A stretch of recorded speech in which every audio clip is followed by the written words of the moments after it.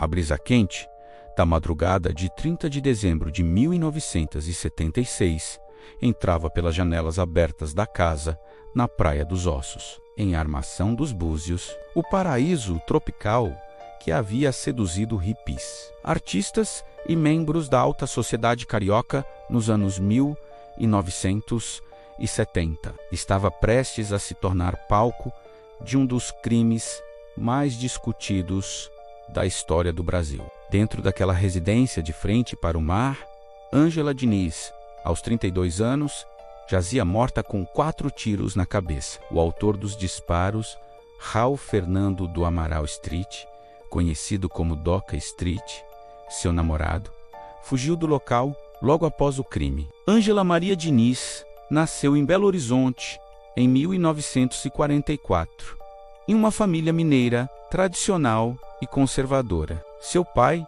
Aníbal Diniz, era um próspero empresário do ramo têxtil. Desde jovem, Ângela demonstrou ser uma mulher à frente de seu tempo. Casou-se ainda muito jovem com Turíbio Santos, com quem teve 2 filhos. Mas o casamento tradicional não conseguiu conter seu espírito livre e inquieto. Separou-se e passou a viver de maneira independente, assumindo relacionamentos abertos e uma vida social intensa, algo absolutamente escandaloso para os padrões da época. Na década de 1970, o Brasil vivia sob a ditadura militar e os costumes sociais permaneciam profundamente conservadores, especialmente no que dizia respeito ao comportamento feminino. Ângela desafiava todas essas convenções. Era bonita, rica, inteligente e, principalmente, livre. Frequentava a alta sociedade carioca, as boates mais badaladas. Viajava constantemente e não escondia seus relacionamentos. Sua beleza e personalidade magnética atraíam olhares por onde passava. Para muitos, ela representava a mulher moderna e emancipada. Para outros, era o símbolo da imoralidade e da perdição. Foi em meio a essa vida cosmopolita que Ângela conheceu Doca Street. Em 1976, Doca era um empresário paulista, também divorciado, com cerca de 42 anos. Ele vinha de uma família tradicional de São Paulo e tinha uma empresa de administração de imóveis. O romance entre os dois começou intenso e apaixonado. Doca se encantou pela beleza e vivacidade de Ângela, mas logo esse encantamento se transformaria em ciúme, possessivo e violência. O relacionamento rapidamente revelou sua face sombria. Doca era extremamente ciumento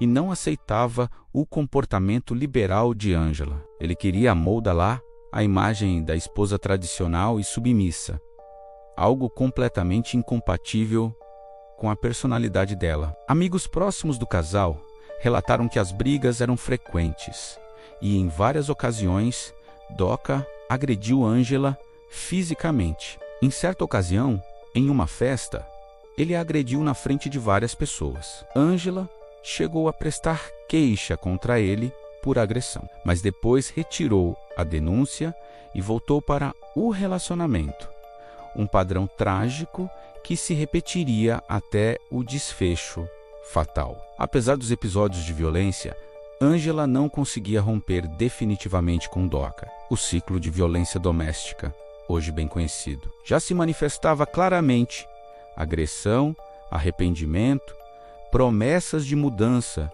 reconciliação e, novamente, agressão. Ângela estava presa nessa espiral destrutiva, dividida entre o medo, algum sentimento que ainda nutria por Doca, e talvez a esperança de que ele mudasse. No final de dezembro de 1976, Ângela e Doca estavam passando as festas de fim de ano em Búzios, então um vilarejo de pescadores que começava a se transformar em refúgio da elite carioca. Eles alugaram uma casa na Praia dos Ossos, uma das mais exclusivas da região, mas a estadia, que deveria ser romântica, transformou-se em pesadelo. Nos dias que antecederam o crime, testemunhas relataram que o casal brigou intensamente. Ângela havia decidido terminar o relacionamento definitivamente. Ela planejava retornar ao Rio de Janeiro e recomeçar sua vida longe de Doca, na noite de 29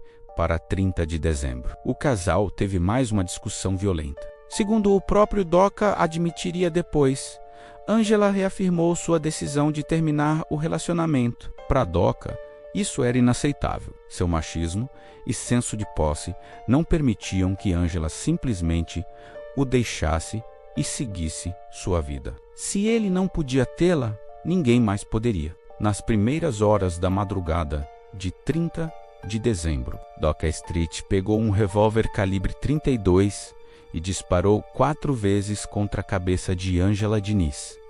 Os tiros foram certeiros, disparados a queima-roupa. Ângela não teve chance de defesa. O ato foi de extrema violência e demonstrou clara intenção de matar. Após cometer o assassinato, Doca fugiu de Búzios, levando o revólver consigo. O corpo de Ângela foi descoberto horas depois por funcionários da casa.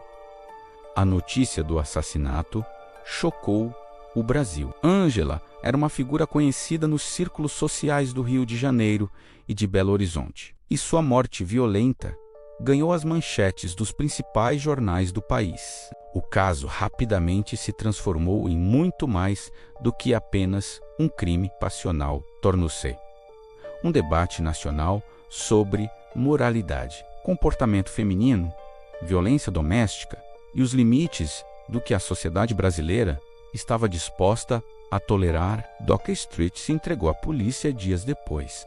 Em São Paulo, durante seu depoimento, ele alegou que havia matado Ângela em um momento de emoção violenta. Após ter sido provocado por ela, sua defesa começava a se estruturar em torno da tese da legítima defesa da honra, um argumento jurídico arcaico que permitia a um homem matar sua esposa ou companheira caso ela ferisse sua honra, menos geralmente através de traição ou comportamento considerado imoral. O advogado de Doca, Evandro Lins e Silva, um dos criminalistas mais renomados do Brasil à época, construiu uma defesa polêmica que culpabilizava a própria vítima. A estratégia era retratar Ângela como uma mulher imoral, promíscua, que havia provocado Doca com seu comportamento liberal e infiel, levando-o a um estado emocional alterado que o impossibilitou de controlar suas ações. Era,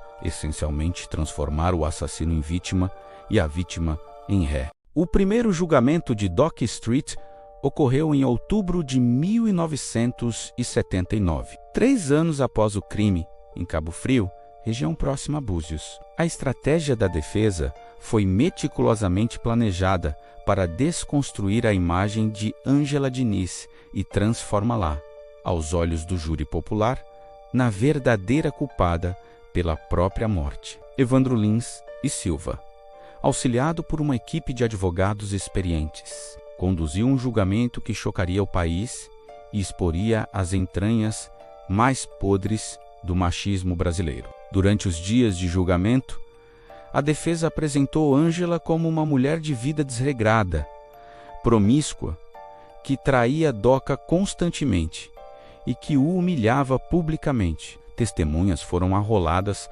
para depor sobre o comportamento liberal de Ângela, suas idas a festas, seus relacionamentos anteriores, sua maneira de se vestir e de se comportar. Cada aspecto de sua vida privada foi exposto, dissecado e julgado. O objetivo era claro: convencer os jurados de que uma mulher como Ângela não merecia viver, ou ao menos que sua morte era uma consequência natural e até justificável de suas escolhas. A acusação, liderada pelo promotor Carlos Alberto Direito, tentou demonstrar que se tratava de um assassinato premeditado, motivado por ciúme doentio e incapacidade de aceitar o fim do relacionamento. Foram apresentadas provas dos antecedentes violentos de Doca, incluindo agressões anteriores contra Ângela e até mesmo um boletim de ocorrência que ela havia registrado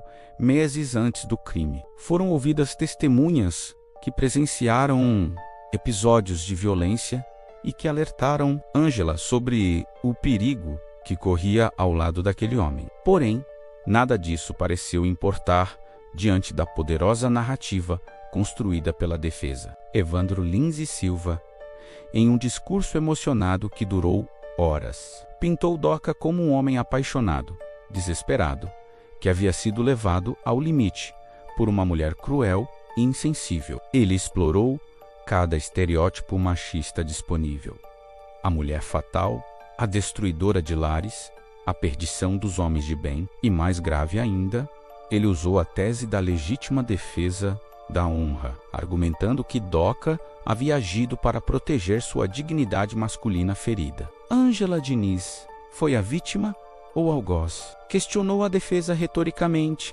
invertendo de forma perversa os papéis no tribunal. A narrativa que prevaleceu não foi a de um homem violento que assassinou brutalmente uma mulher indefesa, mas sim a de um crime passional, onde o assassino era quase que perdoado por ter amado demais. Os 4 tiros na cabeça, a frieza da execução, o planejamento evidente, tudo isso foi minimizado diante da suposta provocação moral que Ângela teria representado. O júri popular, composto por 7 pessoas, sendo 6 homens e apenas uma mulher, deliberou por poucas horas. O veredicto veio como uma bofetada na face da justiça e dos direitos das mulheres.